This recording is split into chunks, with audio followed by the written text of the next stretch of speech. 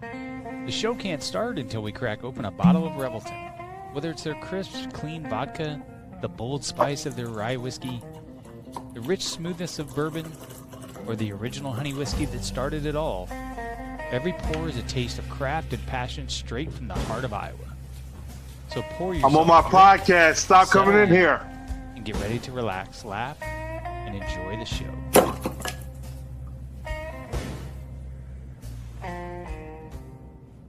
Hey, it's Andrew Downs. I'm proud to support Three Beards Media, and I would love to work with you. If you need merchandise for your company, organization, band, softball team, whatever, I can help. From name brand apparel to promotional items, large orders or small, online stores, and more, I can help your brand stand out. AKC Marketing is local, based in Johnston, and we are an employee-owned business, so our costs are low and our turnaround times are fast. But most importantly, we give you personal service to make sure you get exactly what you're looking for. Email me at andrew@akcmarketing.com or find me on social media, and let's make some cool stuff together. Now sit back and enjoy this Three Beards Media podcast.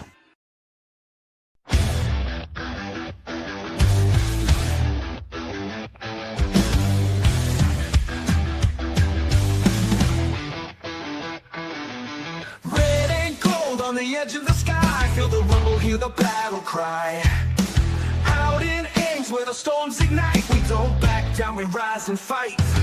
Jack Tri-State's name, yeah, it echoes strong. A story of honor still marches on. Through the rain, through the pain, through the fire we roar, 'cause we were built to thrive in the eye of the storm. Feel the ground shake, hear the crowd roar. Cyclone power, can't take no more. Legends rise, this is our norm. We stand tall in the sigh of the storm. There's a cyclone blowing on the outskirts tonight. Jack Trice shakes when the team takes flight. Milton's rocking, hear the magic call. We rise together, we'll never fall. Feel the magic. Welcome back to In the Side of the Storm, where we talk all things Cyclones. In fact, tonight we may talk a little bit more than Cyclones with the big game between Florida and the Iowa Hawkeyes on at the moment. We're live from the AKC Marketing Studio with Andrew Downs and sponsored by Revelton Distilling Company out of Osceola, Iowa. Iowa Beef Steakhouse, the great Julia Bradshaw, and Style by J Boutique, and now the official realtor of the show, Jenny Farrell with Remax. I'm Dave Larson here with my Storm Team partner and Cyclone great, the legend Marcus Fizer. Good evening. How are you? Actually, you're not on. There we go. How are you? I'm good. Been enjoying these games today. Enjoying this last one. This is not the easiest thing to do, is to try to do a show in the middle of March Madness. This has been an incredible weekend. This has been this has been one of the most fun weekends in NCAA history to me. The programs are getting better. The teams are getting better. Like I said before, NIL is allowing a lot of different programs to be able to have the ability to compete, and it's been amazing. Well, and here we are, another Sweet 16 appearance by the Cyclones, the third one in 5 seasons under TJ Otzelberger. So absolutely incredible, considering the circumstances too. So throttled Tennessee State. I keep wanting to call them Tennessee Tech. 108-74 on Friday. That was, I looked it up. Believe it or not, it wasn't even in the top 10 highest scoring games in NCAA tournament history. I think 109 is, so we just missed out on that. So big game there, but probably the biggest news coming out of that game is losing Joshua Jefferson with it looked pretty severe when he flipped that ankle over. And as someone that you've played the game, I've played at a much different level. Certainly, I think we've all rolled an ankle and seen what that will do. That looked painful. I mean, that we've seen a roll, but when it rolls to the top of the foot like that, that tells me it was going to be more than a couple of days that he was going to be out. And I would argue maybe even a couple of weeks. What did you see? I mean, you've been in that scenario. Describe the pain of trying to run up and down a hardwood floor on an ankle injury like that. Yeah, I had a similar injury when I was working on the training with Tim Grover in Chicago, and I went up and block a shot, pinned it on the backboard, and I came down and stepped on the foot and twisted it, and so Tim immediately rushed over. It's like, man, what's going on? And I was like, and I think I broke my damn ankle because it was just, I could see it swelling out my shoe. Like literally, I had my NBA socks on, and you could see the swelling start coming up out my sock. And so they rushed me to the hospital, did X-ray and everything, and thankfully nothing was broken, but it was pretty severely twisted. I ended up, that was in 2001. I was going over to playing the Goodwill games with Team USA, and so my agent still wanted me to go. I was kind of reluctant about going. I was on the plane, man. My wife was on the plane with, ice bucket, foot in a tub of ice, in first class flying over to Brisbane, Australia. She just wanted to go on the trip. So the trainers, they just, round the clock treatment, massaging, stem and ice. And we end up playing like about a week and a half, 2 weeks later. And I was able to, play a good amount of time there. It wasn't 100%, but I just knew once, you could see on the replay the way it turned over, he was going to be able to play today. I mean, I wouldn't. I said in the group chat that I thought that even if he tried, he would have been hurting us more than helping us because, he's too valuable. He's in all kinds of spots all over the floor, and not being able to be in the spots you need to be in would end up hurting the team worse than helping. So they kept him out today. The guys didn't need him today, and it was a really, really good game, and it was fun to see us come out and beat a team like Kentucky like that. Obviously, he was on the sidelines, still in the boot today. I think I saw videos of him coming. They were leaving their hotel or going towards their bus. He had a scooter, sort of leading the team out, which you never really want to see. But I guess the blessing is it's not broken, although when it's that severe, it could feel just like it's broken. I mean, that's a very painful injury to have. It is very painful, but I know, like I said, with the training staff, he's going to have to endure a lot of, agony at this moment right now. So, elevate that thing, really get that massage, get that blood moving, old blood out, new blood in, old blood out. That type, treatment. It's painful, but it can happen. If they really give him, 2 or 3 times a day, he should be able to. If not, when we play next Friday or next Friday is when we're on again, if he don't go next Friday and we're blessed enough to get past that, then the Sunday he should be able to come out and give some time. But it all depends on how the training staff attacks it. You made reference that some of the treatment includes heavy massage therapy. What other things would they be doing behind the scenes that we don't see? I think that when we've gone through that as athletes, there's some things that they want you to be doing from a PT standpoint. And some of the things I remember was standing with my eyes closed on that bad ankle. Of course, a lot of ice and massage therapy, but I imagine today's technology, there's a lot of neat gizmos that they're probably hooking you up to electrodes and things like that, correct? Yeah, just a lot of ultrasound, a lot of stem. It's a lot of the same of what's been in the past. Definitely the Normatec and the Game Ready machine, the Game Ready ice machine. And like I said, even in the chat, Marcus Jr. Whoa. It's called a Game Ready ice machine? What? Right. Tell me more about that. So the Game Ready ice machine is it's a leg compression, knee, ankle. They have it for hips, elbows, shoulders, and all that. All of the pros, pretty much have them everywhere, and I'm sure they have them at Iowa State. And it's a compression machine that you put ice and water in, and it gets like sub-zero temperatures. I mean, crazy cold. And so, like I was saying, Marcus Jr. in practice the other day, not laying a ball up, he was guarding someone and stepped on his teammate's foot and turned his ankle over the same way, and his foot is a big balloon. Yeah, and so that was like a precursor of what just happened. That looked nasty. Right. Thanks for the visual on that. So, but I said we have a Game Ready machine that spend eight or nine. It's like a $10,000 machine or whatever, $5 to $10,000 machine, and he sent it home the last time we were up there to see him, and it's sitting right over here in the garage. where he should have had it. And I told him, I said, well, what if you need this up here? He said, no, I should be, knock on wood, I should be okay this year, and, and everything that's going on. And the game ready is sitting over there just not being utilized. But, things like that, a lot of stim treatment, a lot of medication in terms of anti-inflammatories, and just getting on it, getting mobile. Once you make it angry, it's going to be angry. You got to calm it down, lay around a lot of, not moving, put your foot up above your heart, just letting that lymphatic system drain like it's supposed to, and just, hope for the best. They're not going to do anything crazy. I don't think it's, shooting it up with any kind of pain relievers, anything like that, because you touch that thing right now with a needle, he probably punch you. So, no.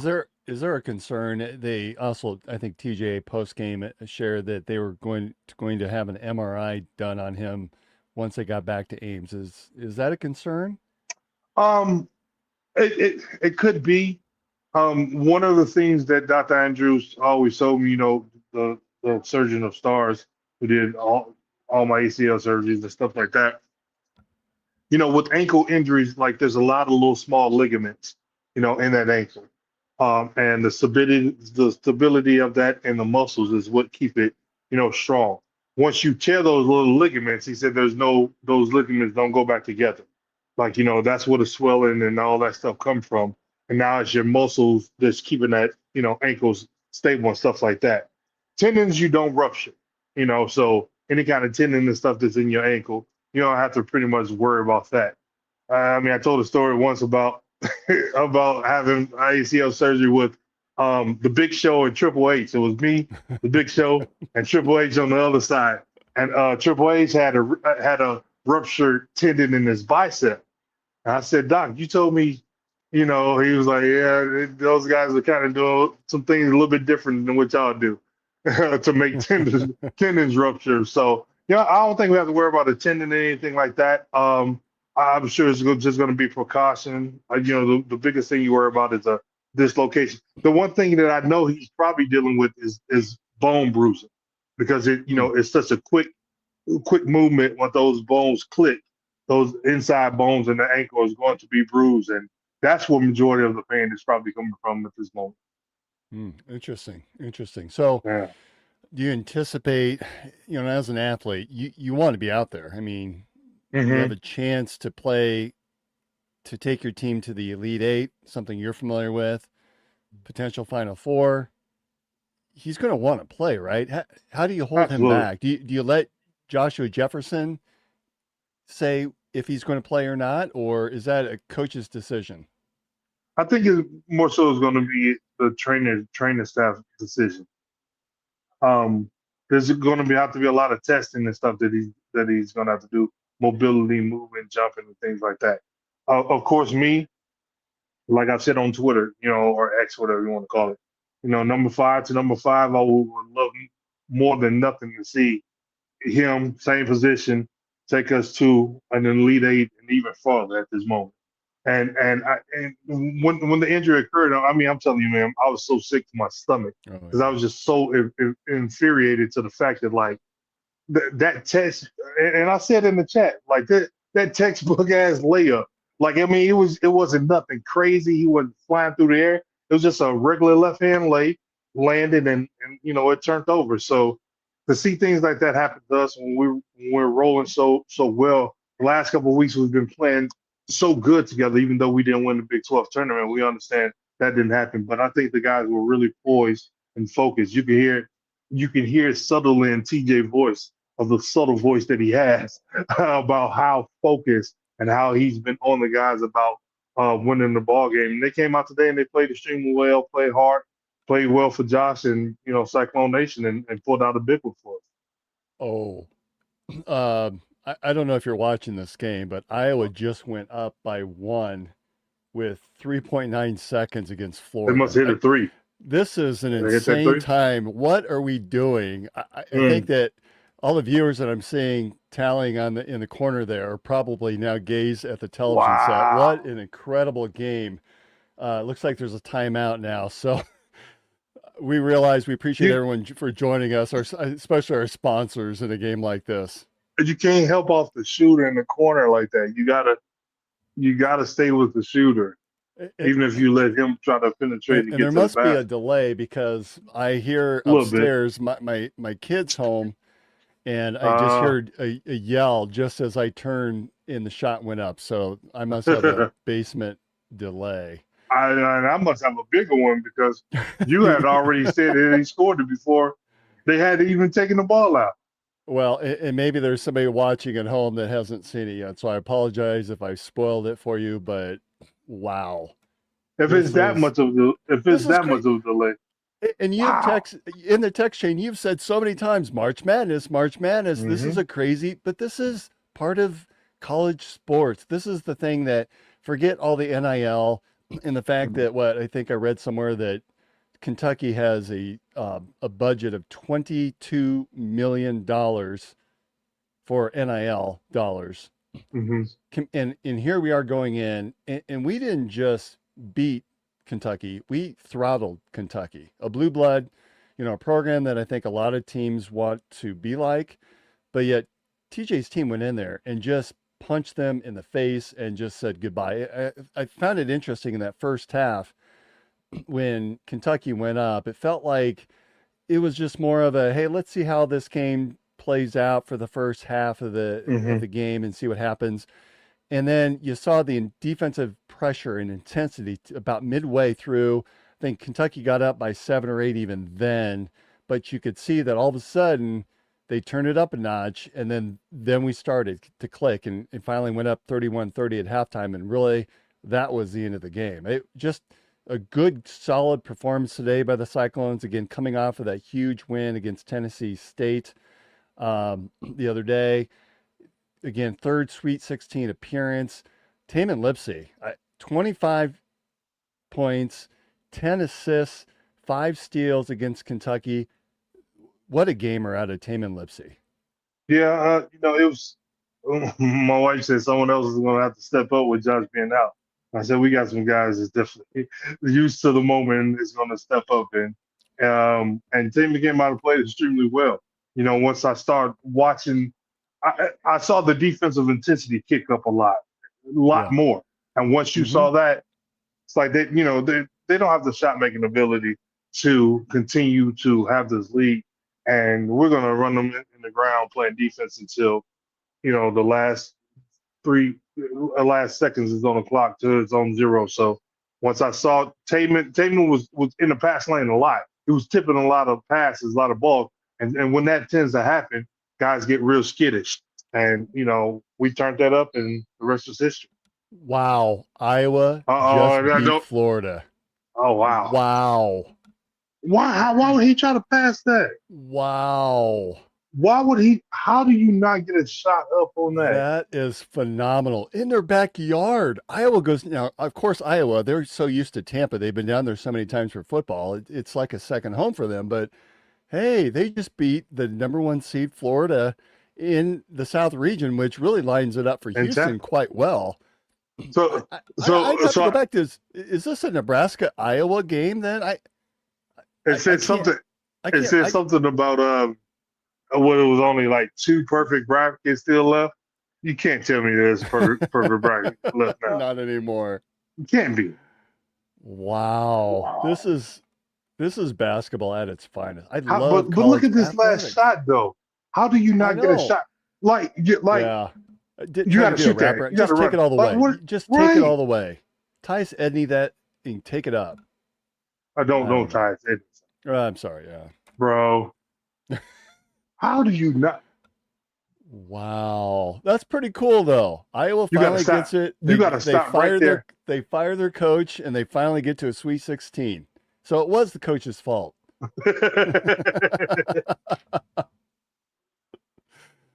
We're going to blame it all the way back to Steve Allen. That's right. So, you bring a point. TJ, they pulled him out in that probably middle of the first half during that mid-game interview, which I think is an interesting addition. But he even admitted to the reporter, he said, our defense is not predicated on the first 5 or 10 minutes of the game. It's 40 minutes. And yeah, they're making some shots, but let's see how the rest of the game roles. And he was right. Right. I mean, that defense, it was, especially when they turned it up in the middle of that first half, it got brutal, it got sick, and Kentucky just fell apart. They were not the team that they were in the first 7 or 8 minutes of that game. They just completely fell apart, and it was really due to that Iowa State defense. Yeah, you see, TJ is a hybrid coach of where he got a lot of the old school in him and a lot of the new school. He's young enough to be, he's young enough to be a part of the new school, the new kids that are coming up, but have come behind and learned from a lot of the old school coaches where his intensity and everything is about defense. You got a lot of coaches that don't care about nothing but putting points on the board and things of that nature. These type coaches teach us how to play defense and be rewarded from the defensive side to going to the offensive side. And then once you get that ball on the defensive side, then we run in and doing whatever we want to do under control in order to get the shots that we want to get. A lot of times we see guys like, not guys like, but programs where, all they want to do is shoot, run the gun. And you got guys not even getting back on defense. And it's like, if you're making shots, you win. If you don't make the shots, you don't win. And we're the program that has always been of late playing defense, score the points off of the defensive end. And before you know it, once you wear a team down defensively, they don't know what else to do. And then you look up, we up by 20 or 30 or 40 points in, ball game. All right, so I want to recognize our We Will Performer of the Week. So before we do so, let's hear a word from our sponsor. Let's be honest. Pizza is something almost every family enjoys. You're already grabbing one at the store. So why not choose the best tasting pizza that also supports a cause we all care about? That was the challenge behind We Will Pizza. Create the ultimate frozen pizza for Cyclone fans. Big flavor, bold toppings, and options for everyone, including gluten-free choices that don't sacrifice taste. And if you haven't tried it yet, the real MVP? The breakfast pizza. Perfect for early kickoffs, tailgates, or watch parties when Hilton Magic or Jack Trice Energy is calling. Every bite helps benefit Iowa State student athletes, so your game day spread does more than just taste amazing. It gives back. We Will Pizza. Made for Cyclone fans, built for tailgates, and ready whenever you are. We will, you will, Cyclones will. All right, Marcus. So the We Will Pizza Performer of the Week has got to be Tamin Lipsey. We've talked about him game after game, and he's always up there in terms of we should be recognizing this guy more often. But today, 25 points, 10 assists, and 5 steals was just a remarkable day out of Tamin Lipsey. You talked about it, right? You got to have players step up with your All-American out of the lineup, and Tamin Lipsey has done just that. And really, Torrey, in his first game or last game against Tennessee State, he had a really good game as well.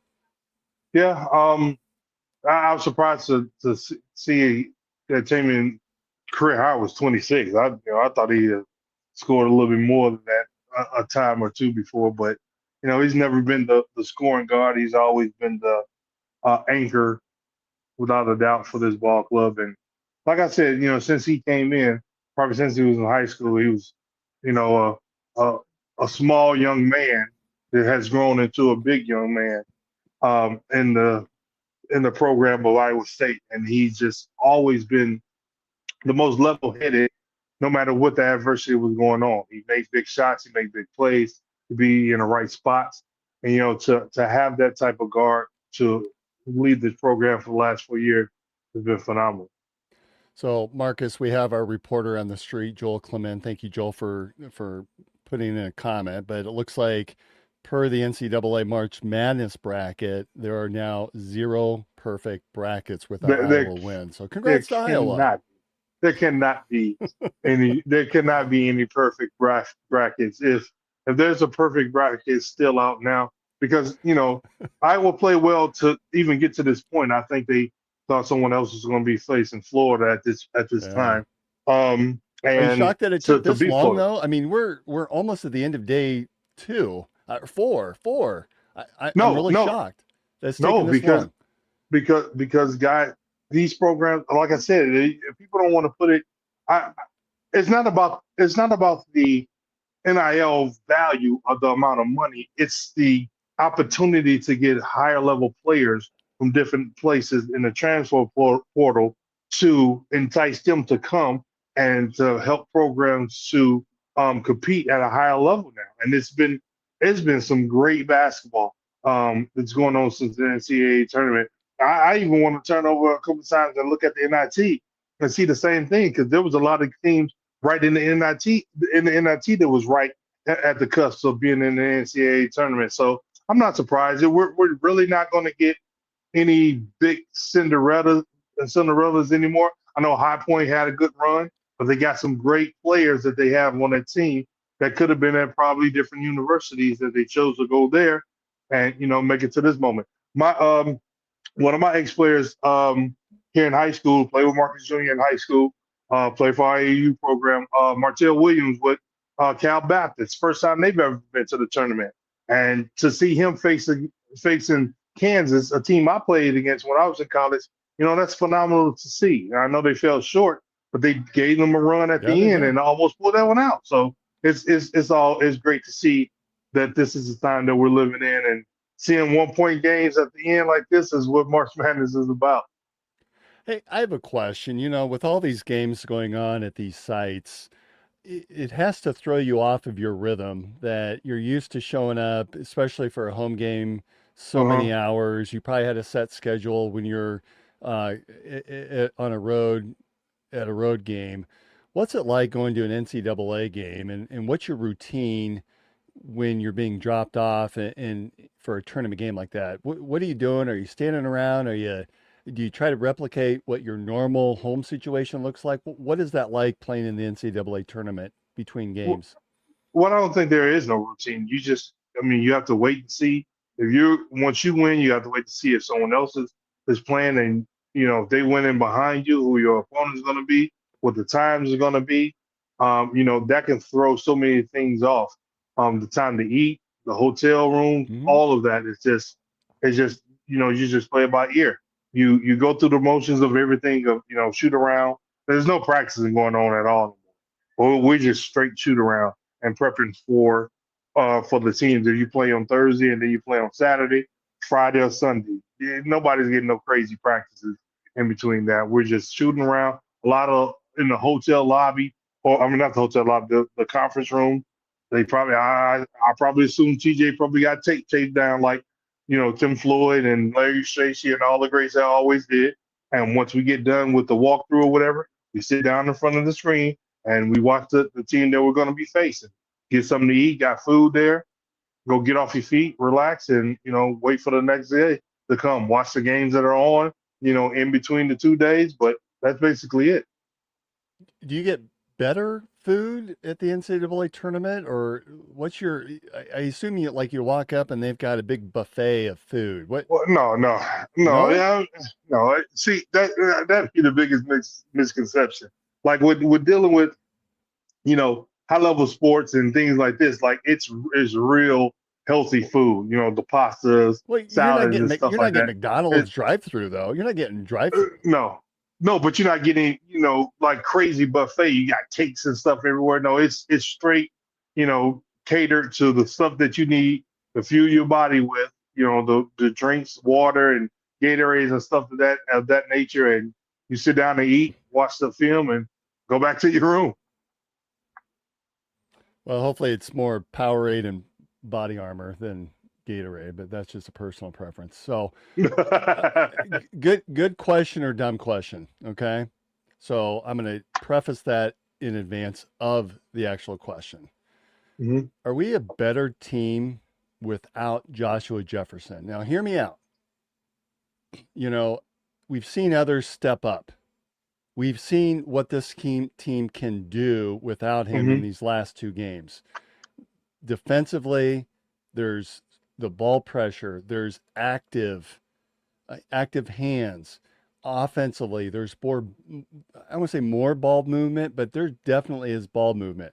The thing is with Joshua that he passes the ball so well himself. I hate to even say that, but we just scored 108 points, excuse me. Am I right? Yeah, 108 points against Tennessee State.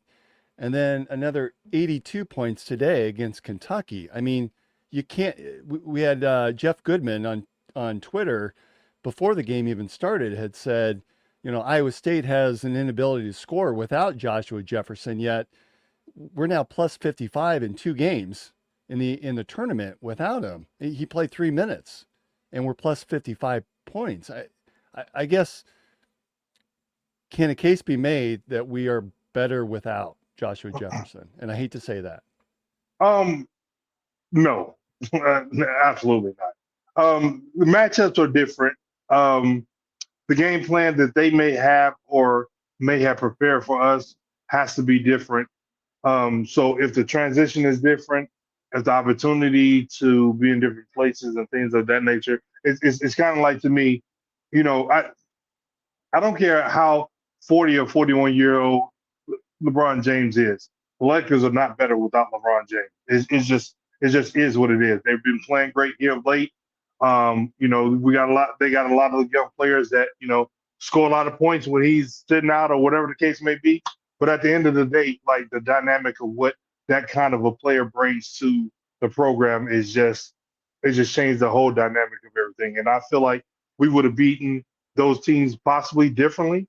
But, who's to say these last 2 games without Josh, guys who had to play in bigger roles and play extended minutes may not be tired going into the next weekend, because that's not normally what they do.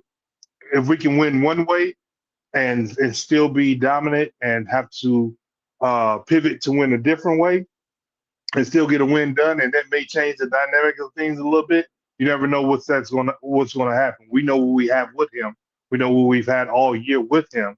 And so to have that groundwork and that base of what we've been, I'd rather take that than, the kind of wins that we're winning now. Because, again, we don't know what the matchups are going to be. In the NCAA tournament, you really don't have the chance to prepare for people like you can in the Big 12. You got all week to prepare for the program that's coming in, and you can prepare for them a little bit better than what you can now. So a win is a win. I take the more points, or I take the win versus not having him. I'd rather have him on the floor.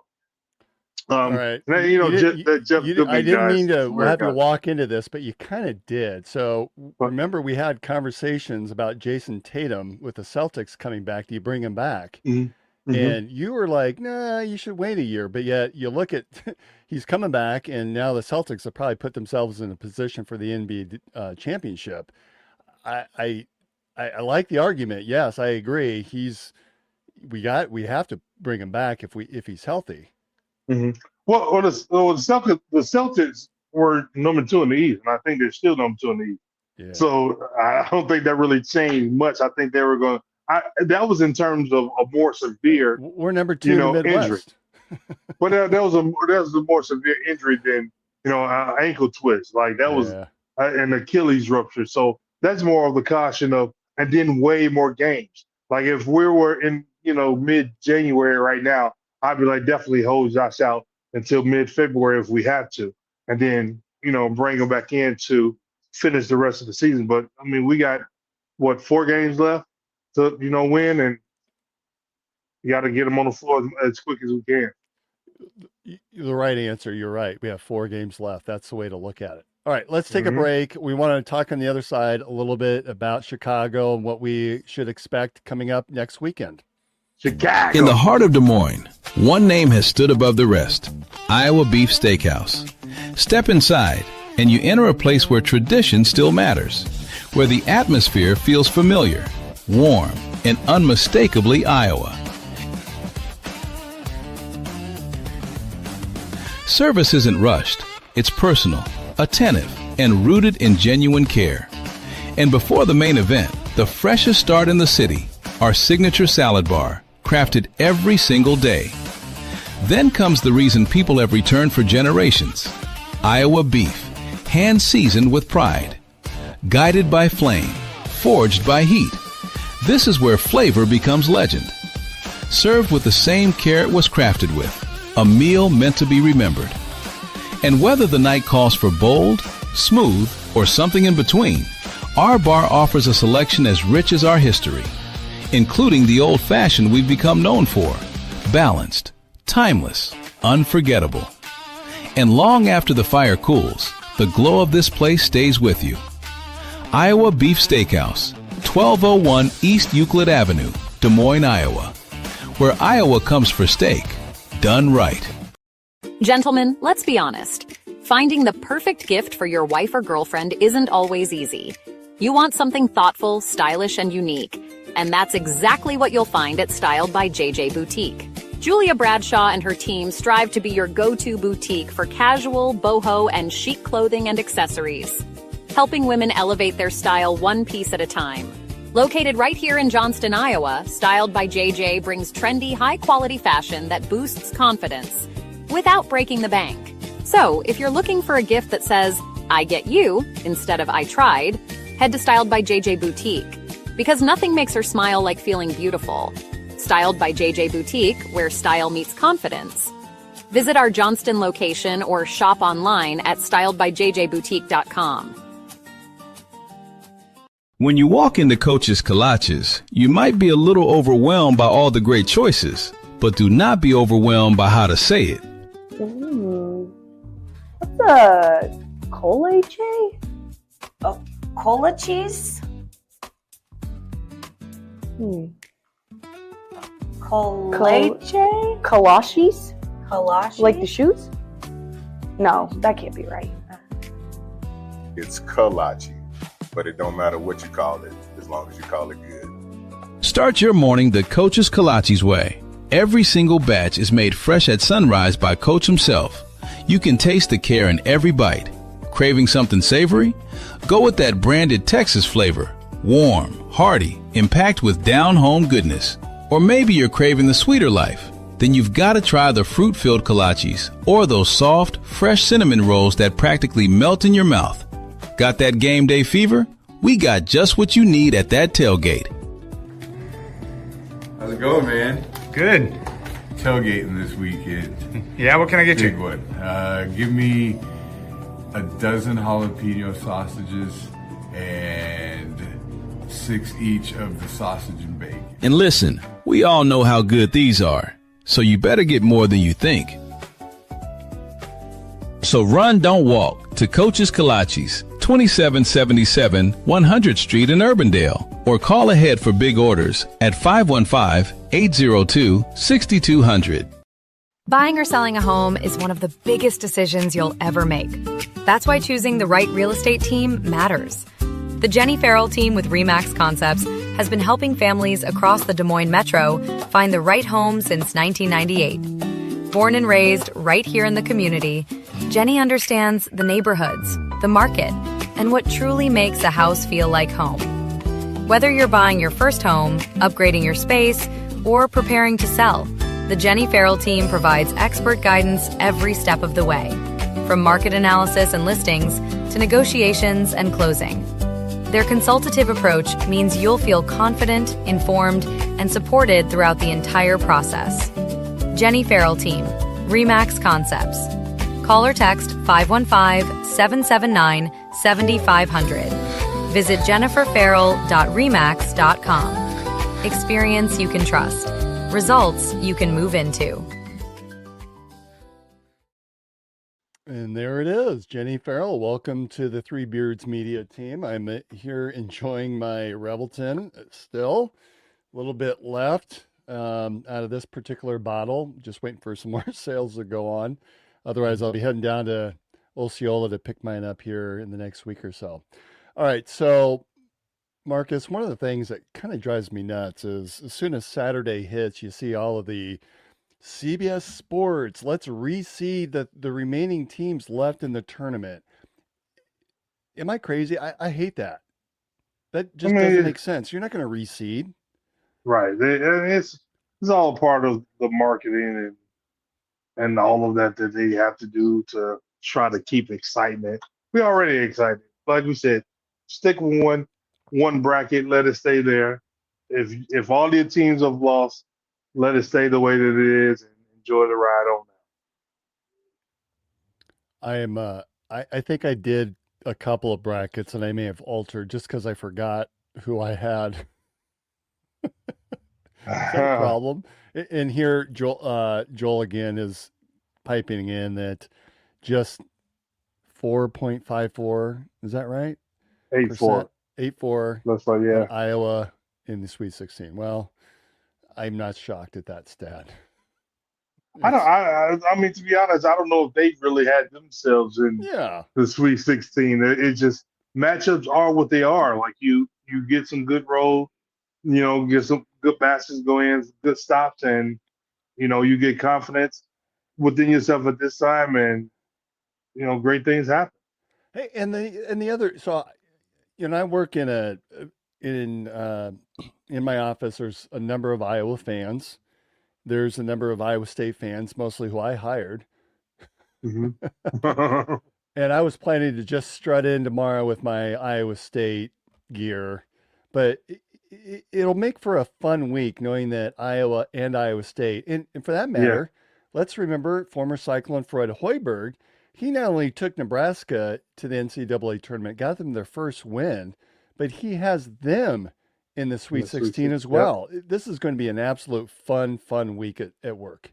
Yeah, the camaraderie of what it is all year long is what it is. I mean, we know how we go back and forth with all programs. It's not Iowa State Cyclones doing a year, but like I said, before we got on, once the tournament starts, I'll root for all teams as Iowa and all teams in the Big 12. I want to see them have success and go as far as they can.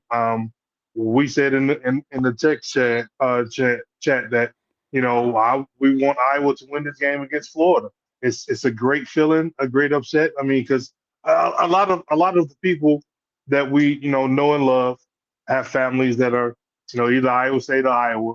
So a little Drake and a little of you and I sprinkle in here and there, but it's great to see. I mean, please still strut in with all your Iowa State gear, because I'm more than certainly they can have on their Iowa Hawkeye gear. So it's a good time to be a Cyclone and a Hawkeye. All right, so I'm on record. I am getting this tattoo. Oh, wow. If Iowa State makes the Final Four. I probably should anyway. But if Iowa State makes the Final Four, I'll get the same tattoo with you. Where are you getting it at? That's debatable. I don't have a spot. I'm a clean slate, so. Oh, see, I don't have a lot of spots. That's the issue. I mean, how big are we gonna go? Well, on 6'8", I would hope that they could find something. I have well over 30-some tattoos, so there's not a lot of spots. Do you have any Iowa State or recognizes Cy at all on you? What? No, I don't have any. Only thing I have is, my wife and kids pretty much named the different things that, family-wise and stuff like that. I don't know sports teams or anything like that. So we now know that we will play Tennessee. They beat Virginia today. That game will be played Friday at the United Center, a place that you're familiar with. What are your thoughts on this chance to play yet another team from the state of Tennessee? Coach Barnes, we know the battles of going up against him. They are a solid ball club. It's going to be a tough one without a doubt, but it's right in our backyard. We're going to assume a victory, like Chris Shipley said. Let's all meet in Chicago. I said, that might be a good idea. So we might make something like that happen if tickets comes available. All right, I have a question then. So being that you're a former Bull, former Cyclone, one would say you're always going to be a Bull and always a Cyclone, but do you have any special perks that you could legitimately get in for that game? Oh, possibly. I mean, a lot of the ticket, office people are still the same people there. I really don't utilize it as much as people, think that you should. In light of what's going on a lot, in life, viruses and COVID and all that stuff, man, I'll sit at home and watch the game. But, I can pick up, the phone and call the Bulls ticket office and, identify myself. And, if I wanted a ticket, I can definitely get it. Now, in terms of NCAA tournament, I don't know how that works. I don't know if they're in control of it or whatever. But I'm sure I can make a few phone calls and make something happen. But we'll see. Have you looked at flights from Vegas to Chicago just to see if it's possible?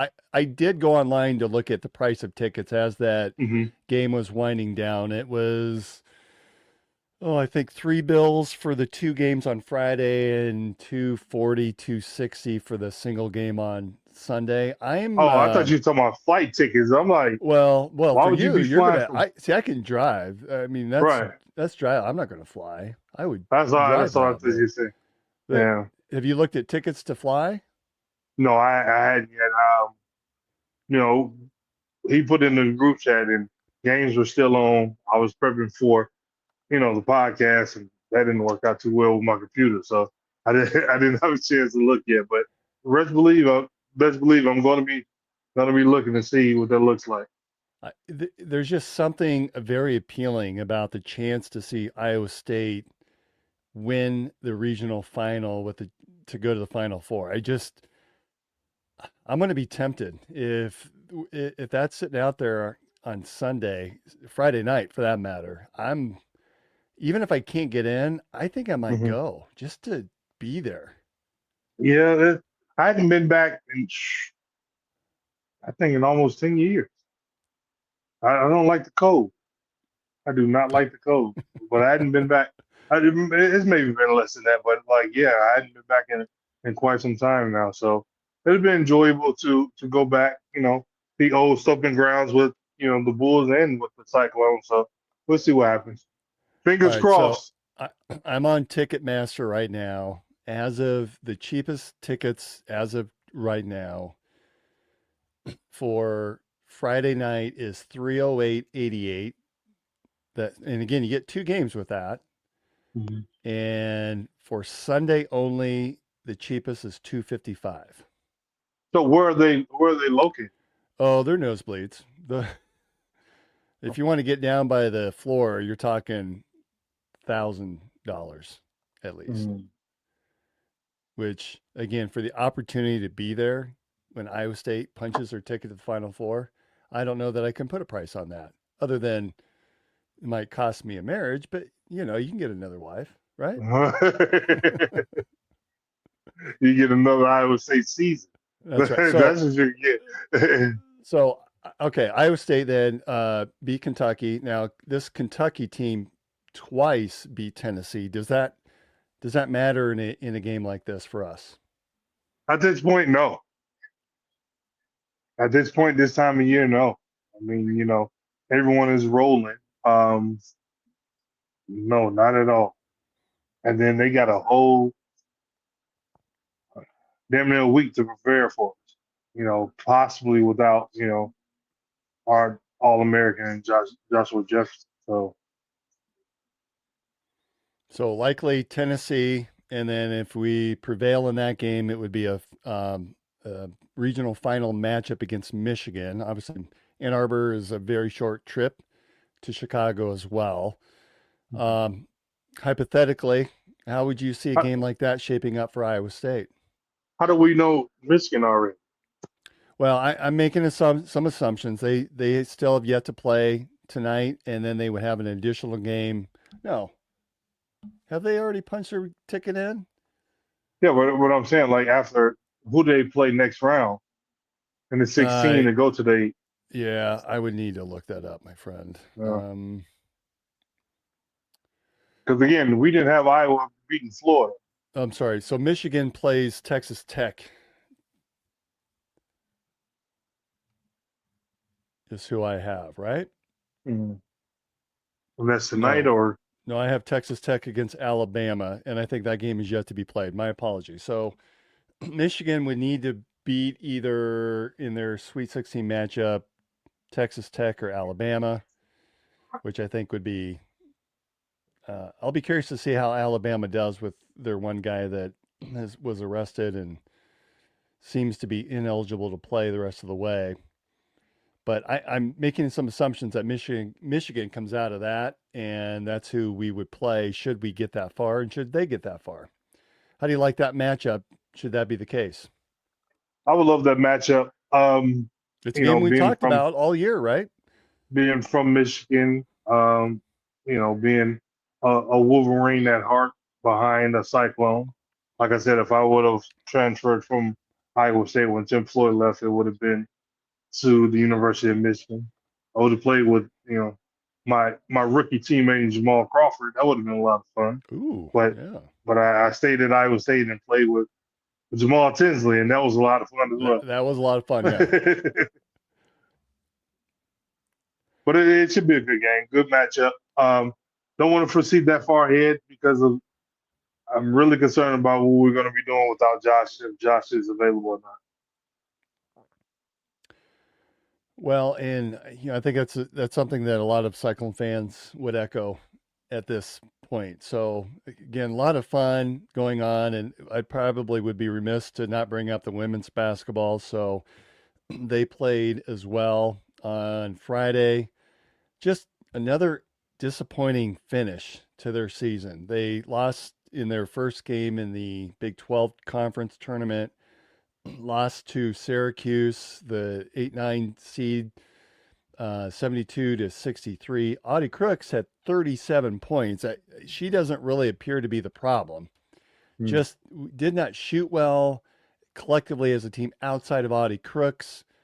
We could have kept dumping it down low to her the entire game. I don't know that would have accomplished anything. At the end of the day, you got to have people more than Audie scoring in any game, much less an NCAA tournament game.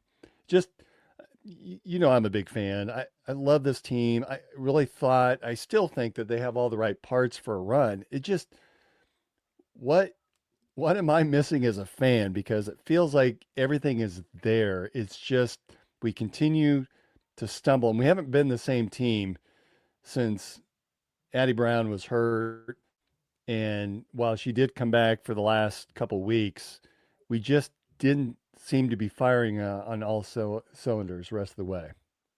Yeah, when I saw the score, and man, we scored 63 points, and then I saw, Audie had 37. I was like, boy, wait a minute. So I looked through the box score and was like, we just did not make shots. I mean, if, one or two players would have shot, 10 to 15% better than what they shot, we would have had more points and been closer and possibly winning that game. So you got to make shots as well as you get stops and things of that nature. But very disappointing, for the whole program and coaching staff and everyone to not advance further into the tournament for sure.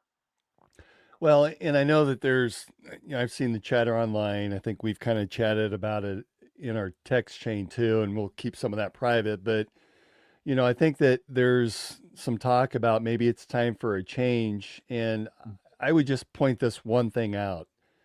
Iowa men's basketball fans wanted a change with Tom Davis, and he took them to Sweet 16 after Sweet 16. Now, granted, we've not had that much success, but it wasn't that long ago that there were only 300 people showing up at a game, a women's game for Hilton Coliseum.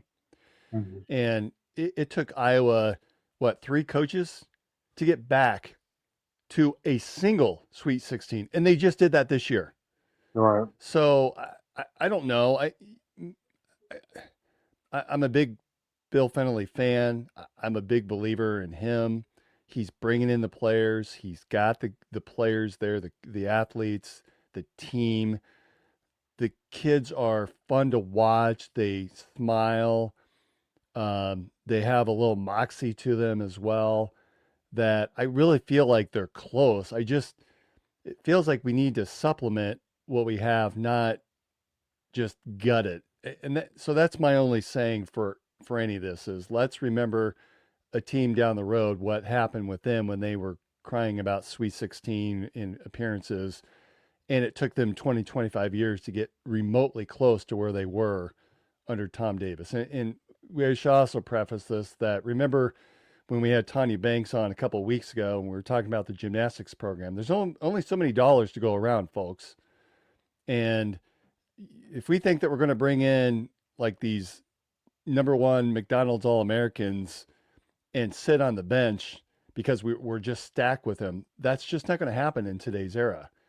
And there's only so much to go around. And like do you take what you know you're going to get with Coach Fennelly in the players, or do you try to start over with the unknown? And I would argue that to me is a much more scary proposition in today's era than it would have been if we had done something 10, 15 years ago. So I love this women's team. I love the coaching staff. I hope that we can then use this as motivation for next year and tweak. And I think from my perspective, there's some shooters that, we really need to focus in on the outside 3-point shot and the scoring ability. I think we've got the drivers and we've got some scoring.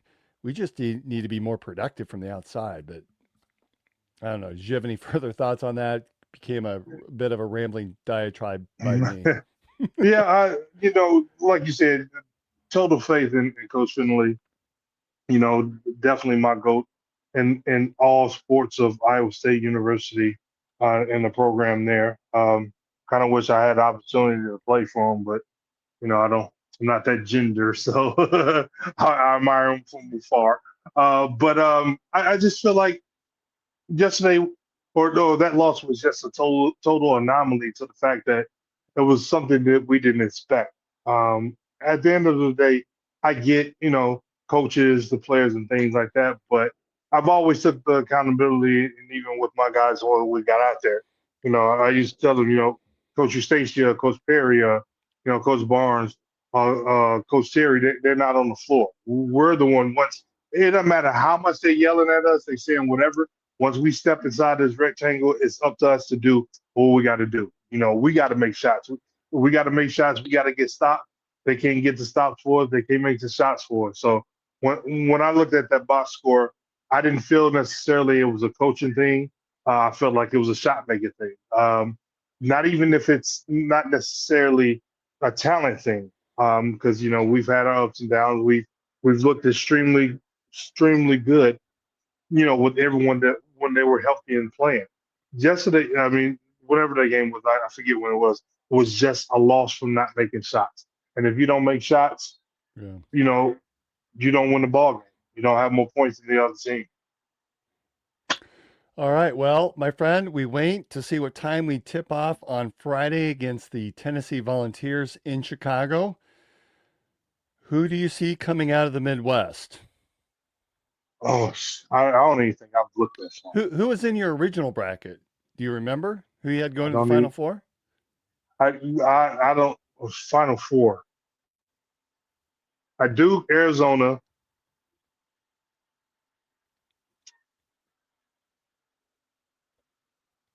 Shit, Florida.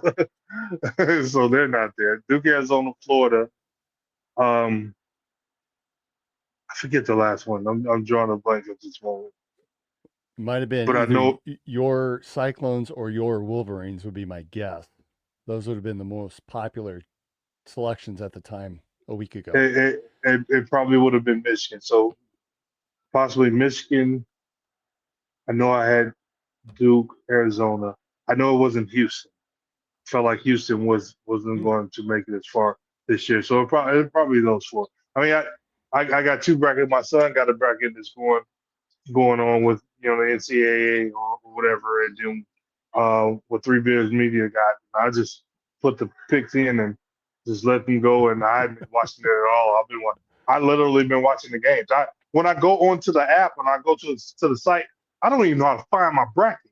Like it takes me to all kind of different stuff and ads and stuff, and I'm like, man, I'm just watching the game. See, but the women's bracket that I put together, like I got an email saying that I picked 89.7% right. Wow. So I'm like, well, shit, I guess I'm doing good in one bracket than the other. But I don't even know how to access them. I'm just watching the game as a fan.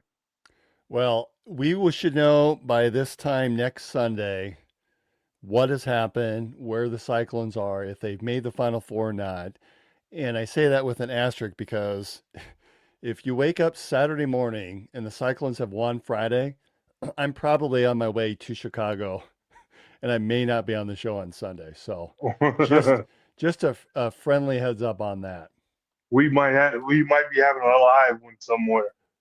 There we go. let's plan for it. So Marcus, thank you for being on. Brent, we miss you. We hope everything's going okay. No worries on our side. We know life has gotten busy for you again. So man, my boy's studying. He working for that degree. Hey, we ain't mad at him. We ain't mad at him. Do your thing, man. He's a straight A student once again, as always. So thanks everyone. Again, it's a privilege just to be on here and to talk with you, Marcus, and talk NCAA basketball. Just fun night. A lot of fun. A lot of fun weekend. Thank you to our sponsors, of course, Revelton Distilling Company, the OG, Iowa Beef Steakhouse, Andrew Downs and the AKC marketing team, Style by JJ Boutique, and of course, Jenny Farrell in Remax. Glad to have you on. And I should make a preference, with the spring here, and we've had some fabulous central Iowa weather. So if you've not checked out a realtor, Jenny Farrell is probably your person for that. And while Naked Dave's has gone on hiatus for a little bit, I have picked up some of their spices and have been grilling with it, because when it's 85, 90 degrees out, that's what you got to do in Iowa is to grill. So it goes great with Revelton. All right. It's been 99 here. 99. Oh, I love that too. I love that as well. All right. Thanks everyone for joining us. We'll see you next time. Go Cyclones. Go Cyclones.